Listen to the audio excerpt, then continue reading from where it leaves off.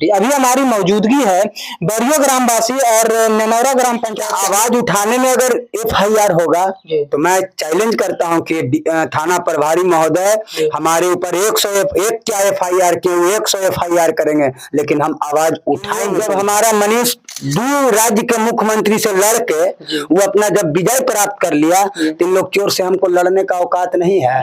अरे नहीं, अगर कलम से ताकत नहीं मिलेगा तो फिर खून बहाएंगे, भगत सिंह बनेंगे। अगर भगत सिंह से नहीं ताकत मिलेगा तो लास्ट में टेररिस्ट बनेंगे और चंबल सिंह डाकू बनेंगे, क्योंकि इन लोगों ने मेरे साथ बहुत बड़ा अन्याय कर रहा है। में इसको कभी भूल पाइएगा अपनी इस दर्दनाक घटना को? बिल्कुल नहीं भूल पाएंगे। अब बताइए ना भाई, आवाज उठाने पे मुखिया द्वारा मुझे धमकी मिलता है कि जान से मार देंगे। सिस्टम को दबाने के लिए थाना, एसपी, डीएम, डीएसपी, एसडीओ सबको, मैंने कोई ऐसा कर्मी नहीं है जो हमको दबाने के लिए लगा हो। इसका चैलेंज करता हूं मैं जिला पदाधिकारी महोदय से कि सर, नवादा जिला में जितना भी नल जल है और जितना भी नली गली है, अगर नहीं 1 खरब रुपया निकला तो बेकार। मगर 10 अरब से कम निकला, 10 अरब से कम निकला तो मैं डीएम साहब मुझे हथकड़ी पहनाए, मैं जेल जाने के लिए तैयार रहूंगा। लेकिन अगर 10 अरब से ज्यादा निकल गया तो क्या डीएम साहब हमको सम्मान करें? आइडियल मानते हैं डॉक्टर राजेंद्र प्रसाद को। जी, जो भारत के पहले राष्ट्रपति हुआ करते, जिनका घर जीरादेई थे।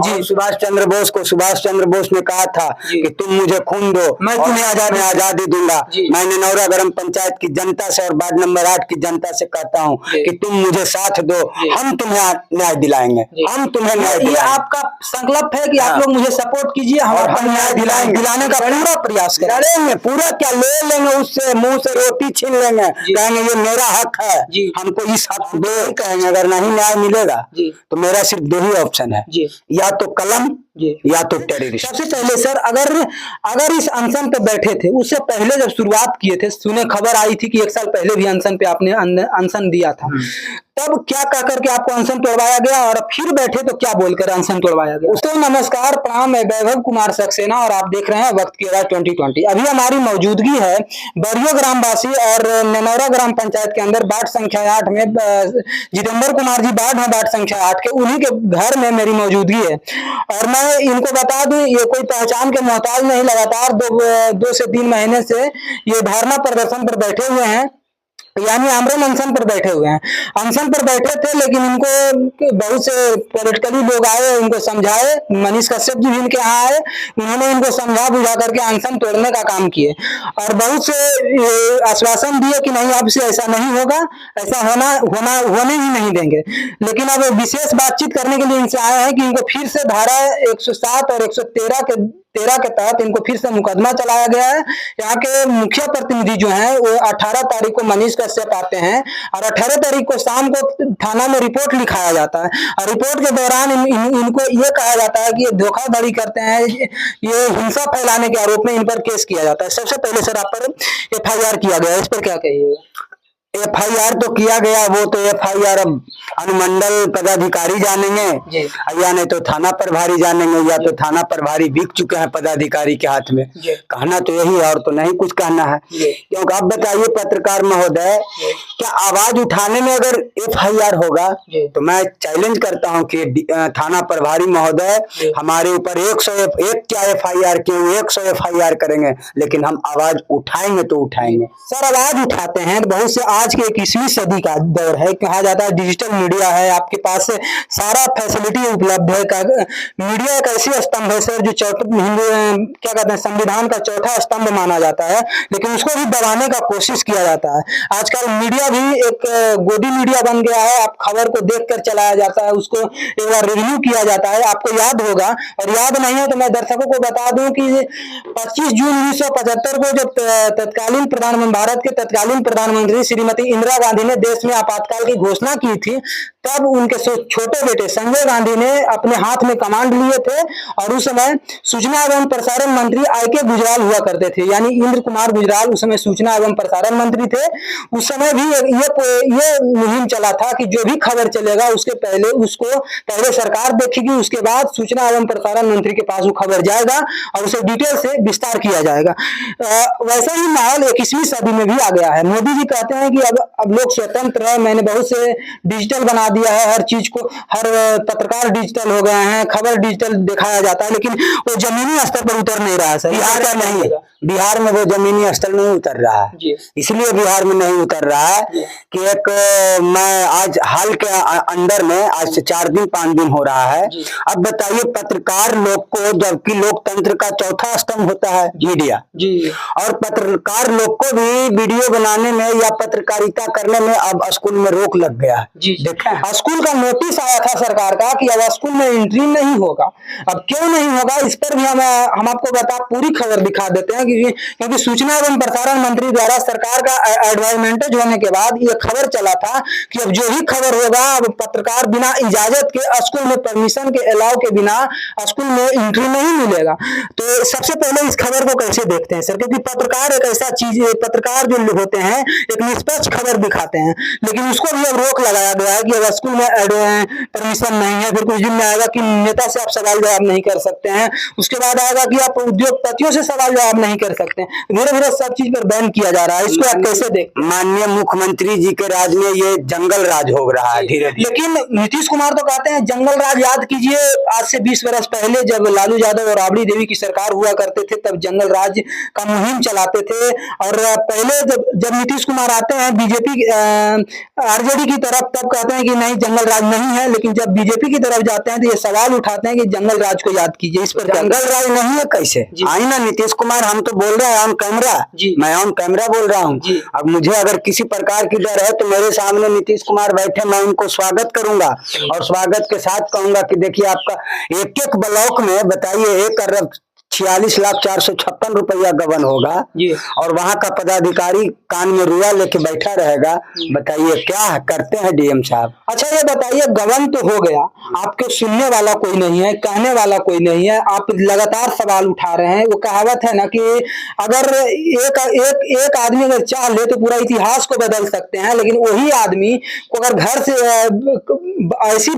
ऐसी चीज पर वार किया जाए जिससे उठने में मुश्किल हो, तो फिर वो आदमी चाह कर भी कुछ नहीं कर सकता है सर। ऐसा ही हालत आपके साथ किया जा रहा है लगातार, मानसिक, शारीरिक और कई तरह की परियोजनाएं झेलने के बावजूद। अभी आप कैसा महसूस कर रहे हैं? हम तो यही कहेंगे अगर नहीं न्याय मिलेगा तो मेरा सिर्फ 2 ही ऑप्शन है, या तो कलम या तो टेररिस्ट। टेररिस्ट बनने का प्रयास कीजिए। बिल्कुल प्रयास करेंगे, इसलिए मैं प्रयास करूंगा कि मैं कह दिया हूँ कहीं नहीं। देखिए मुख्यमंत्री जनता दरबार में भी मैं गया हूँ, अब कहाँ जाऊँ जी।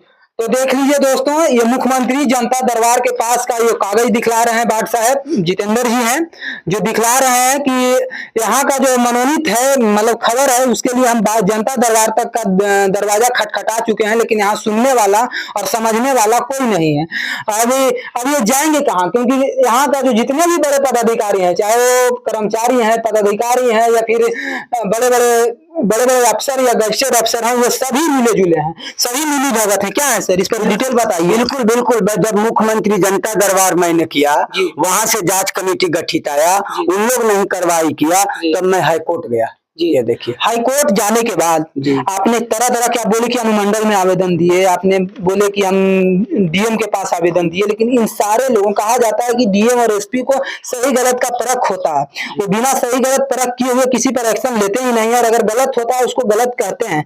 लेकिन इस पर क्या कहिएगा? लगता है पूरी ब्लॉक और पूरी सिस्टम को ही मिला कर रखे हुए हैं, पूरे जिला को खरीद चुके हैं पूरे जिला को। जब कहाँ है डीएम साहब, अगर सही गलत देखते हैं तो क्या ये गलत नहीं है? 78 लाख। अच्छा अब क्या कीजिएगा? अब तो आपने आधा से अधिक सीमाओं को पार किया, वहां पहुंचने का भी प्रयास किया, आपके घर आ रहे हैं लगातार बड़े बड़े पत्रकार आ रहे हैं, मनीष कश्यप जी आए थे, मिले थे, आश्वासन दिए, वो चले गए, लेकिन आपकी अंदर जो भावना पिघल रहा है, आपके प्रति जो एक स्नेह था वो धीरे धीरे खत्म हो रहा है, लौ की दीपक जो बुझ रही है, उसको आप कैसे जगाइएगा सर? जगाएंगे जगाएंगे। मेरे अंदर जुनून है मेरे अंदर जुनून है, और मैं एक वादे के साथ कहता हूं कि इन लोग जब हमारा मनीष दूर राज्य के मुख्यमंत्री से लड़के वो अपना जब विजय प्राप्त कर लिया, तो इन लोग चोर से हमको लड़ने का औकात नहीं है। अरे नहीं, अगर कलम से ताकत नहीं मिलेगा तो फिर खून बहाएंगे, भगत सिंह बनेंगे। अगर भगत सिंह से नहीं ताकत मिलेगा तो लास्ट में टेररिस्ट बनेंगे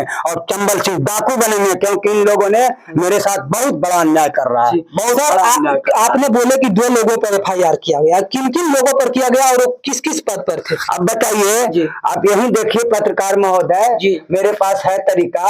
जी ये देखिए, जी गबन जी। तो एक करोड़ नारदीगंज प्रखंड में है। नारदीगंज प्रखंड में जी। 11 पंचायत है जी और 11 पंचायत में जी एक पंचायत को टोटल नवादा जिला में 14 ब्लॉक हैं, 289 पंचायत हैं।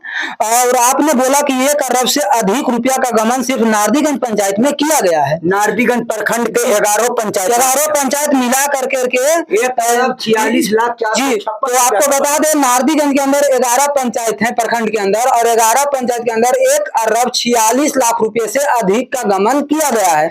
ये मित्रों, ये दोस्तों हमने बोल रहे हैं क्योंकि यहाँ का जो जीते हुए प्रतिनिधि हैं, वार्ड हैं, वार्ड संख्या 8 के जो वार्ड सचिव हैं, ये फिर यूं कह लीजिए वार्ड है जितेंद्र कुमार जी, इनका आरोप है कि 1,46,00,000 रुपया से ज्यादा का गमन हुआ है 11 पंचायत के अंदर, नारदीगंज प्रखंड के अंदर। हम नारदीगंज की बात कर रहे हैं, और बाकी जो प्रखंड है, बाकी जो पंचायत है, उसमें क्या गमन किया गया है, क्या किया गया है, उसको भी उसका तो हम वर्णन नहीं कर सकते। इससे आकलन लगाइए कि जो 289 पंचायत है उसमें क्या क्या हुआ होगा।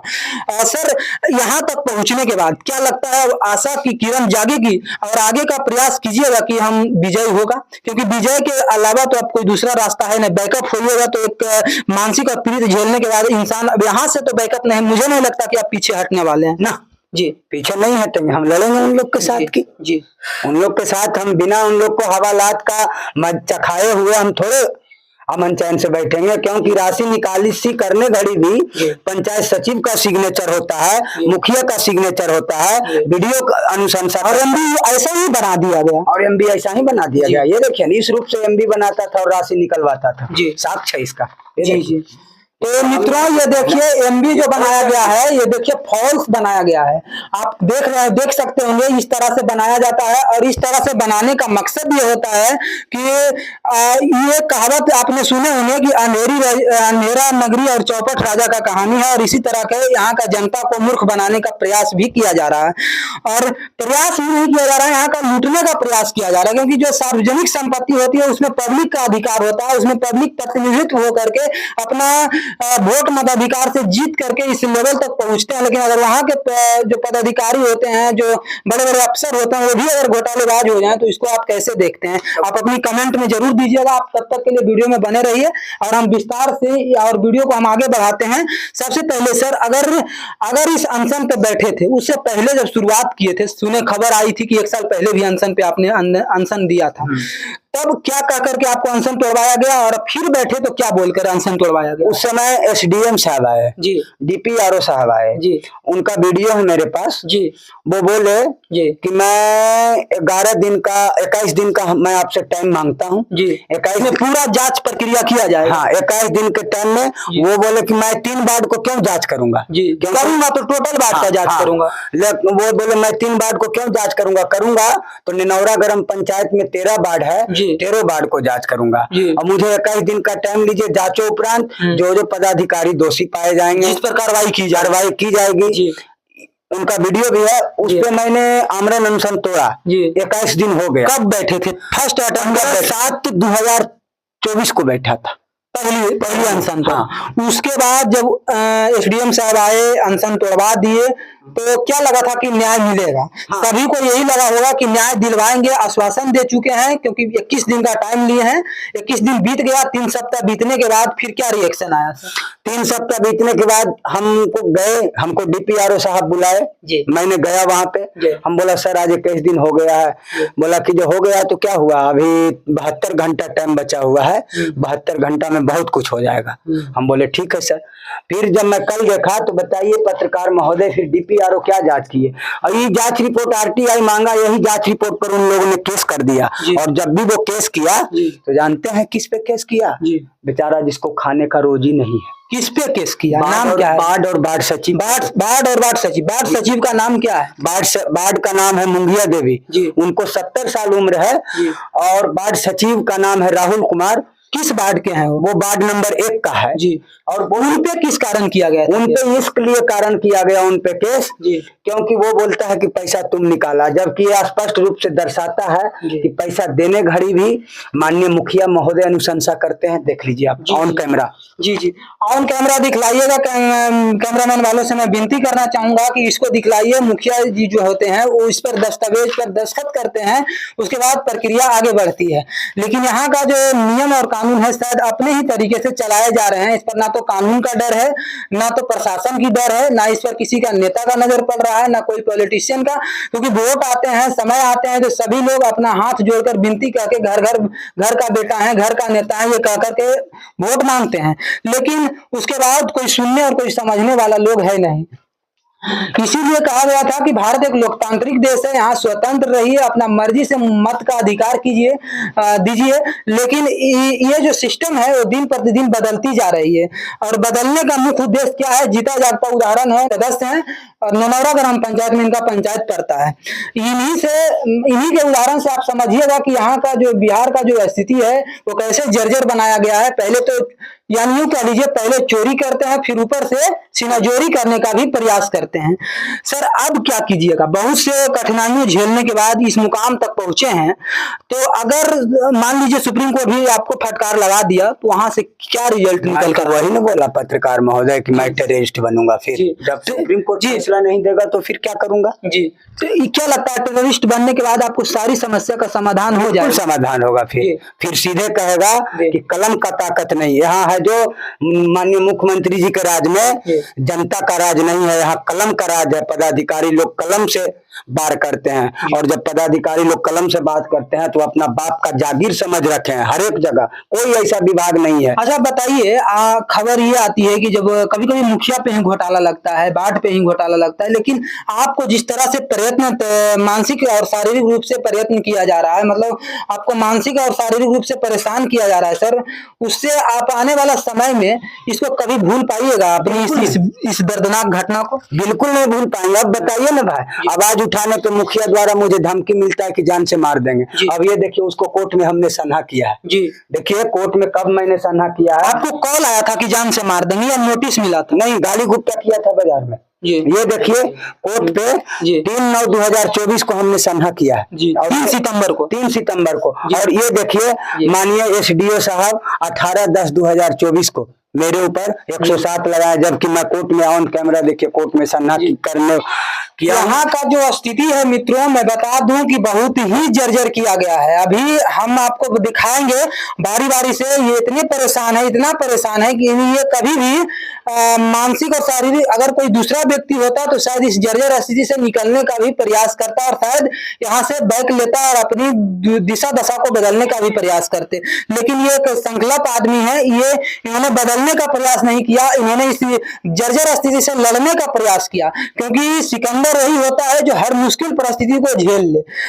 सर ये बताइए, आपने इतना वीर और संकल्प तो साहस कहाँ से प्राप्त किए? किनको अपना आइडियल मानते हैं? हम अपना आइडियल तो मानते थे इसे मनीष भाई को। जी, अभी किनको मानते? अभी मैं मानता हूँ बस। अब हमको किसी पे भरोसा नहीं है। नहीं, अपना आइडियल किन्हें मानते हैं और किनको देखकर ये प्रयत्न हुआ कि गलत के खिलाफ आवाज उठाना चाहिए? हम अपना आइडियल मानते हैं डॉक्टर राजेंद्र प्रसाद को। जी जी, जो भारत के पहले राष्ट्रपति हुआ करते, जिनका घर जीरादेई थे। जी, सुभाष चंद्र बोस को सुभाष चंद्र बोस ने कहा था कि तुम मुझे खून दो, मैं तुम्हें आजादी दूंगा। मैं ननौरा ग्राम पंचायत की जनता से और वार्ड नंबर 8 की जनता से कहता हूँ कि तुम मुझे साथ दो, हम तुम्हें न्याय दिलाएंगे। हम तुम्हें न्याय दिलाएंगे। ये आपका संकल्प है कि आप लोग मुझे सपोर्ट कीजिए, हम आपको न्याय दिलाने का पूरा प्रयास करेंगे। पूरा क्या ले लेंगे, उससे मुंह से रोटी छीन लेंगे, कहेंगे ये मेरा हक है, हमको इस हक दो। नहीं देगा, हक छीन के लेंगे। मांगने से मौत नहीं मिलती है, छीनने से मौत मिलता है, और छीन के लेंगे। इन लोग नहीं सुनेगा, इन लोग सबको चोर बैठाए हैं मुख्यमंत्री। अरे सर, जब फर्स्ट अटेम्प्ट मिले थे तो आपने कहे थे कि मेरे से मुखिया जी जो थे, मुखिया प्रतिनिधि जो वर्तमान के जो मुखिया हैं, वो हमसे चेकबुक पासबुक जितना भी था सारा दस्तावेज ले लिए और उसके बाद अवैध तरीके से निकासी करना शुरू किए। इसमें कितनी सच्चाई? बिल्कुल सच्चाई है। ये देखिए मैं आपको दिखा रहा हूँ। आप कहेंगे पत्रकार महोदय कि सच्चाई नहीं है, तुरंत मैं आपको 2 सेकंड के अंदर सच्चाई में दिखा रहा हूँ। हमारी मौजूदगी है नेनौरा ग्राम पंचायत के अंदर, जितनी खबरें क्यों बनाई जा रही है, क्योंकि बहुत से मीडिया है लेकिन सही से खबर को दिखाने का प्रयास नहीं करते हैं, सही से बतलाने का प्रयास नहीं करते हैं। हम आपको दिखाते हैं, ये देख लीजिए 61555522/9/2020 देखिए 2,09,000 रुपया ट्रांसफर शंकर प्रसाद जीते हुए हैं, जो वर्तमान में मतलब सरकार का प्रतिनिधित्व है, उनके खाते पर पैसे आने चाहिए। लेकिन ये बतला रहे हैं बाट साहब की जो मुखिया है, लेडीज मुखिया, वो पति शंकर, क्या नाम हुआ, शंकर प्रसाद के नाम पर पैसा, शंकर प्रसाद के नाम पर पैसा का निकासी और उन पर आवागमन करवाया जा रहा है। तो जी बात और सुनिए, एक राशि नहीं है, देखिए 61555522/9/2020 को 2,09,000, फिर देखिए 23/9/2020 को 2,09,000 सेम राशि है और शंकर प्रसाद, और फिर देखिए 25/9/2020 को कौन सा ऐसा शंकर प्रसाद को नौबत आ गया था कि मैंने हर एक दुकान को 2,90,000 का उसका एस्टिमेट था। जी जी। अब ये देखिए, और दूसरी बात, एक बात और ये नहीं है, देखिए प्रशांत कुमार, देखिए 1,00,000। प्रशांत कुमार कौन है? ये मुखिया जी कहाँ है, जो कोई भी है, उनके अकाउंट पे पैसा गया है चेक नंबर से। देखिए 1,24,000 1,24,000 जहां जहां भी मुखिया जी पैसा डाले हैं सबके अकाउंट पे सेम पैसा डाले हैं। और उसके बाद 10/6/2020 को हमारा सचिव त्याग पत्र दिया, 10/6/2020, यानी 10 जून 2020 को त्याग पत्र देने के बावजूद पैसा का आवागमन हो रहा था। तो सर, आपने जब आपसे दस्तावेज ले लिए, चेकबुक ले लिए, फिर आपने बैंक में आवेदन या फिर किसी तरह का अपील क्यों नहीं किया? हमने तो त्याग पत्र दे दिया, मुझे मालूम है। आपसे जब अपील किया सर आपसे जब सारा दस्तावेज मुखिया जी लिए थे, तो आपने बैंक में अप्लाई क्यों नहीं किया कि हमारा चेकबुक या ऑनर बुक खो गया है, इसके लिए इसको ब्लॉक किया जाए, हमें इससे अगर निकासी होता है तो इसका जिम्मेदार बैंक होगा, इसका आवेदन आप क्यों नहीं? मैंने दिया था डीएम साहब को। डीएम साहब को नहीं देना होता है, और अगर को भी दिया। जी जी, सुनिए मेरी बात को, जब कोई आपसे कागज या दस्तावेज या चेकबुक लेता है तो सबसे पहले बैंक को इन्फॉर्मेशन करना होता है कि मेरा चेक नंबर इतना से इतना किसी व्यक्ति ने अवैध तरीके से छीन लिया या फिर ले लिया गया। इसका प्रक्रिया आप लोग क्यों नहीं किए थे? बैंक में किए थे। हाँ किए थे। क्या रिजल्ट आया था? बैंक में रिजल्ट आया कि ठीक है, जाइए ना, चेकबुक बंद हो जाएगा। और देखिए ना, आवेदन देना पड़ता है। आवेदन आप वहाँ दिए? आवेदन है भैया जी, बैंक में दिए थे? बिल्कुल दिए हैं। उसके बावजूद चेक को नहीं बंद किया गया। और ये देखिए 10/6/2020 को हमारा सचिव त्याग पत्र दिया है, आप लेटर देखिए। जी जी, ये देखिए 10/6/2020 को मुखिया स्वीकृत किया है किरण वर्मा जी। और ये देखिए पैसा उसका कब निकला है ट्रांजेक्शन। जी जी, 2021 को इसका सारा पैसा निकला हुआ है। टोटल 19 लाख रुपया निकला हुआ है 31/5 से। ये देखिए ट्रांजेक्शन कितना दिन में निकला? 19 लाख रुपया। 19 लाख रुपया निकल गया 22 दिन में। 22 दिन में 19 लाख रुपया का गमन किया गया। और उसका कोई लेखा जोखा देने वाला नहीं, कोई नहीं है। और ये देखिए ट्रांजेक्शन है, देख सकते हैं। दिखा दीजिएगा थोड़ा से। लगातार 2021 से लगातार ट्रांजेक्शन, और 21 दिन ऐसा इनका मानना है। इस्तीफा देने के बाद 10 जून 2020 को त्यागपत्र देने के बाद 2021 से लगातार 21 दिन में 19 लाख से ज्यादा रुपए का निकासी अवैध तरीके से किया गया। और यही सब जब सवाल उठाए तो इन्होंने इन लोगों पर पहले तो आश्वासन दिया गया कि 3 वार्ड को नहीं, सारे वार्डों को हम जांच करेंगे, पड़ताल करेंगे, उसके बाद हम आगे बढ़ाने का प्रयास भी करेंगे। लेकिन जब इन्होंने जब सारे पदाधिकारी मिले जुले नजर आए और इस केस को हाई प्रोफाइल बनाने का कोशिश किया गया, तो इनको कई तरह का प्रयत्न झेलना पड़ा, मानसिक और शारीरिक रूप। और सामूहिक में डालेंगे, रहने दीजिए। जब इनसे कहा गया तो इस तरह का मुहिम चलाया गया सर कि अच्छा, इस सारी परिस्थिति झेलने के बाद अभी आप कैसा महसूस कर रहे हैं? हम तो यही महसूस कर रहे हैं कि अब हमारी मौत रखा हुआ है जी। इससे आगे देखिए, कहा हो सकता है पत्रकार महोदय कि अगर आप इधर न्यूज चलाइएगा, उधर आप जाइएगा, अगर न्यूज डाल दीजिएगा तो हो सकता है हमको कब इन लोग गोली मरवा देगा, इसका कोई गारंटी। ये भी गारंटी गारंटी। सर, आपने सरकार से इसका मुहिम क्यों नहीं किए कि हमारा जान का खतरा है? संविधान में यह दर्ज किया गया है कि जो व्यक्ति को ऐसा लगे कि हमें सुरक्षा या कोई भी प्रकार का दिक्कत है, उसे अलग से प्रोटेक्शन देने का अनुरोध किया गया है संविधान में। अब क्यों नहीं आपने? नहीं कैसे किया? अब तो कोर्ट में दिया जी। कोर्ट से बढ़ के और कुछ है जी? क्या वहां से रिप्लाई क्या मिला? वहां से रिप्लाई मिला, अब थाना समझेगा ना। कोर्ट भेज दिया थाना को, और थाना नहीं दे रहा है, दे रहा है, वो तो थाना समझेगा ना जी। अब तो हमारी जहाँ जहाँ प्रक्रिया थी मैंने हर एक जगह डाल दिया, और अब थाना इस पे संज्ञान लेगा, थाना क्या करेगा, क्योंकि इन लोग तो सब मिला हुआ है। एक सिस्टम को दबाने के लिए थाना, एसपी, डीएम, डीएसपी, एसडीओ सबको, मैंने कोई ऐसा कर्मी नहीं है जो हमको दबाने के लिए लगा हुआ, लेकिन हम दबेंगे नहीं। अभी तक कोई नेता या कोई आपके जो एरिया का जो कोई लीडर है उनके पास गए हैं, इस प्रस्ताव को रखे हैं कि ऐसा ऐसा घटना हुआ है, इसको जरा सा विस्तार से जांच किया जाए, क्योंकि जनता ही नेता का मालिक होता है, ये तो सभी को पता है। उसका वोट प्रतिनिधित्व करते हैं, चाहे वो वार्ड हो, मुखिया हो, पंच हो, सरपंच हो या विधायक हो, एमएलसी हो, एमएलए हो, सबका प्रतिनिधित्व जनता के द्वारा ही किया जाता है और वो जनता का सेवक होता है। उनसे आपने अनुरोध किया है किसी नेता? मैंने अशोक यादव जी से अनुरोध किया था जी, एमएलसी साहब से। हाँ, क्या रिप्लाई आया? एमएलसी साहब बोले कि उसमें मुखिया को नहीं कुछ होगा। हम बोले सर, मुखिया को कैसे नहीं कुछ होगा, मुखिया अनुशंसा करता है। बोला उससे क्या हुआ, क्योंकि 2016 में एमएलसी साहब भी मुखिया थे जी और एमएलसी साहब मुखिया थे तो उनको भी पंचायत में गबन होगा, क्योंकि मैं लिखित देता हूँ, अगर नहीं गबन रहेगा को नवादा में तो जिला परिषद हो गए शायद।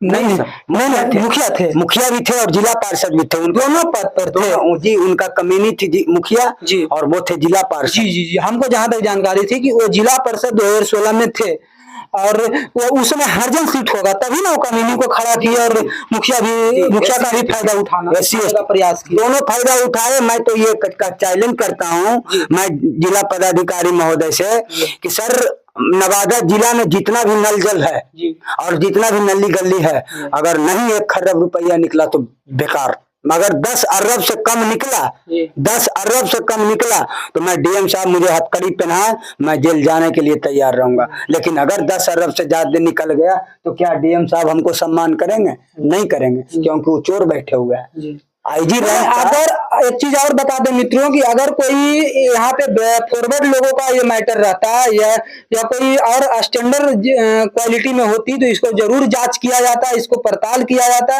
इसके लिए अनशन तो छोड़िए, सरकार एक्शन में आती, लेकिन ये लोग बेचारों किसी तरह से अपना जीवन यापन करते हैं, वार्ड सदस्य का चुनाव जीते हैं, लेकिन इनको इस तरह से प्रयत्न किया जा रहा है, मानसिक रूप से क्षति पहुंचाया जा रहा है, शारीरिक रूप से, मानसिक रूप से, फिर यूं कह लीजिए आर्थिक रूप से भी, कि आने वाला जो इस इलाका का जो एरिया होगा जिसमें जो मुखिया बनेंगे या फिर गैर लोग जो सवाल उठाएंगे तो सोचने पर मजबूर हो जाएंगे मित्रों कि आखिरकार कहीं वही हालत ना हो जाए जो जितेंद्र जी के साथ कुछ दिन पहले हुआ था। क्या ये सही है ना सर? बिल्कुल है सही। आवाज उठाने पे हालत हो ही जाएगा, डर से कोई आवाज नहीं उठाता है। देखिए ना, 3 नंबर ईटा से स्कूल बन रहा है, अभी आपके सामने नजर में होगा, और जबकि 10+2 विद्यालय है, 10+2 विद्यालय 3 नंबर ईटा से स्कूल बन रहा है। वहां पे मैंने गया आज, हेडमास्टर साहब से बोला तो वो बोलता है इसमें जितेंद्र जी हम लोग को क्या मतलब बताइए, तो वो कहिया गिर जाएगा दिरवा, उसका कोई ठिकाना है?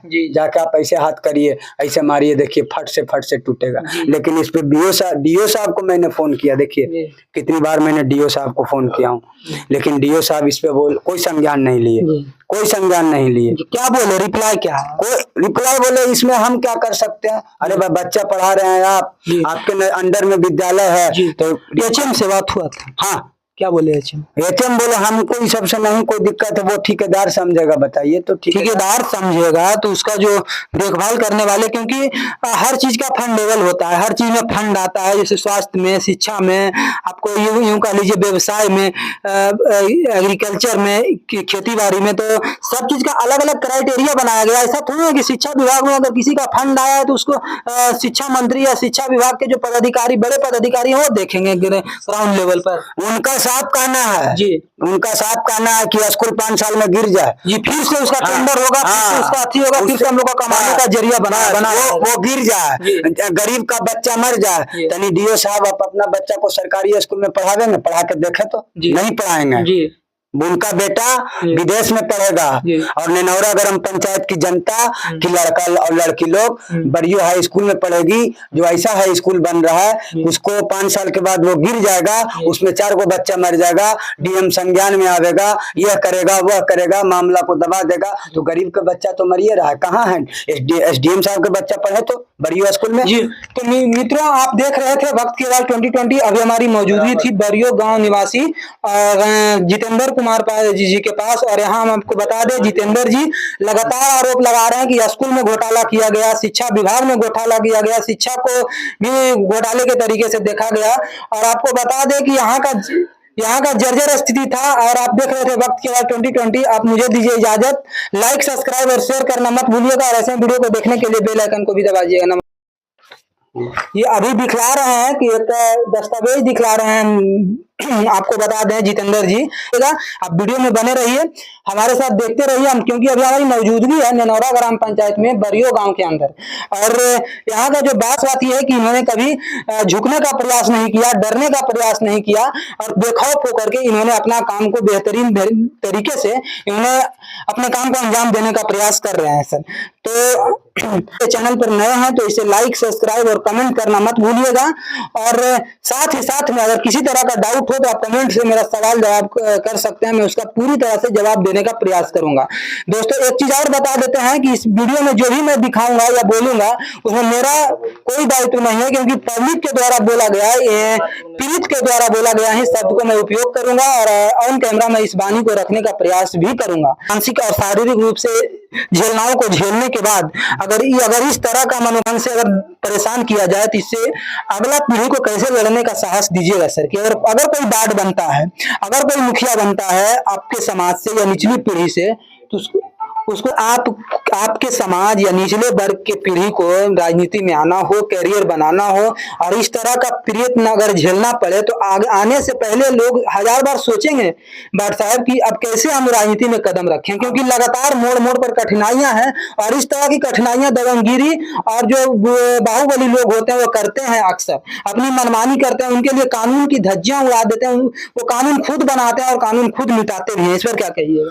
हम तो यही कहेंगे कि जब कानून मिटाते हैं, कानून बनाते हैं, तब यही देखिए ना भाई, हम तो कोर्ट का सहारा लेंगे और कोई नहीं है। यहाँ तक मैं ये वादे के साथ कह रहा हूँ और ऑन कैमरा कह रहा हूँ कि जब मैं सुप्रीम कोर्ट से हार जाऊंगा केस में, हाई कोर्ट से तो मैंने केस जीत गया, और जब अब इसको मैं सुप्रीम कोर्ट फाइट करूंगा, अगर सुप्रीम केस से हार जाऊंगा केस, तो मैं सबसे पहला कदम उठा के बाल बच्चा के जो हो उसकी भाग्य में क्या होगा, बाल बच्चा का बगैर चिंता किए हुए, हर परिवार की चिंता किए हुए आपने क्या बनने का प्रयास किया? अगर नहीं हुआ, सख्त नहीं हुआ, तो हम सुप्रीम कोर्ट लड़ने के बाद अगर नहीं कुछ फैसला मुझे मिला तो मैं एक अच्छा से कफन बांधूंगा और एक के 47 टांग के टेररिस्ट बन जाऊंगा, और सीधे कहूंगा कि अब नवादा जिला के जितने भी पदाधिकारी हैं, सबसे पहला मेरा टारगेट होगा तो पंचायत सचिव जितेंद्र पासवान सब पे टारगेट होगा। मेरा पहला टारगेट होगा तो पंचायत सचिव जितेंद्र पासवान पे, क्योंकि उन लोगों ने नेनौरा को बेच के खाया है। और नीतीश जी कहते हैं कि हम नहीं किसी को बचाते हैं, नहीं किसी को